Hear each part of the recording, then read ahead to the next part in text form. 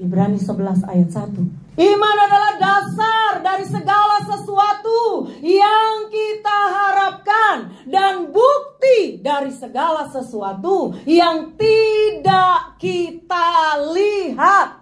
Kita mungkin belum melihat pertolongan Tuhan. Kita belum melihat bentuknya seperti apa, cara Tuhan menolong seperti apa, tapi kita punya iman.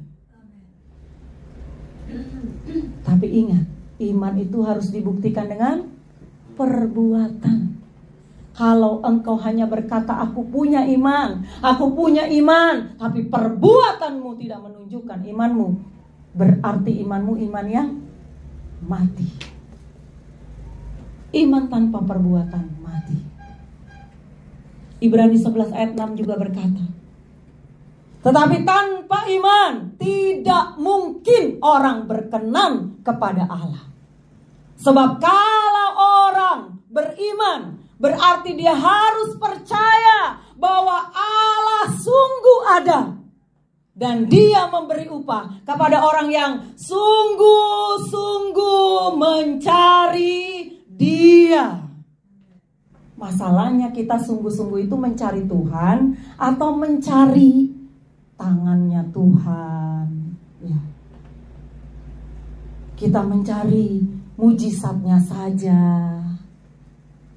Yang Tuhan mau cari dulu pribadinya. Tahu dulu hati Tuhan. Tuhan gak mungkin membuat kita menderita, itu tidak mungkin. Buktinya Dia menanggung penderitaan itu di kayu salib buat kita. Kalau kita merasa sepertinya Tuhan menjauh dari kita, itu pasti salah. Bukan Tuhan yang menjauh dari kita, kita yang menjauhi Tuhan. Kadang-kadang kita kalau sudah tidak nyaman, tidak betah, kan harus sabar menanggung, iya kan? Tuhan Yesus itu bukannya sabar. Kalau Dia mau pakai kekuatannya, bisa, saudara. Ketika Dia ada di Taman Getsemani, lalu pasukan datang, lalu Dia berkata begini, kamu mencari siapa? Waktu mereka berkata Yesus orang Nazaret, baru Dia berkata begini, akulah Dia. Rebah semua, bukan? Itu berarti ada kuasa yang mengalir dari perkataannya. Cuma berkata akulah Dia. Artinya kalau Dia mau mengerahkan kekuatan kuasa surga, gak ada yang bisa menangkap Dia. Jadi Tuhan Yesus tidak ditangkap, tapi Dia menyerahkan dirinya. Karena Dia tahu Dia harus menebus ciptaannya.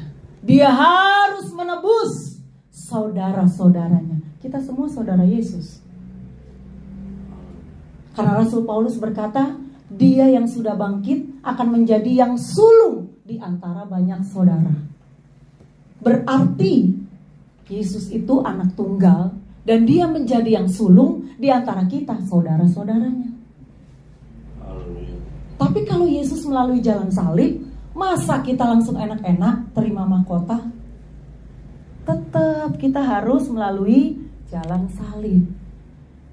Kalau ada banyak orang berkata begini, awal ketika kita menjadi orang percaya, ketika kita masih kanak-kanak rohani, ketika kita masih bayi rohani, lihat ya bayi ya, begitu dilahirkan gitu, kita taruh di tempat tidur, dia nangis sedikit, orang tuanya langsung datang, bener gak?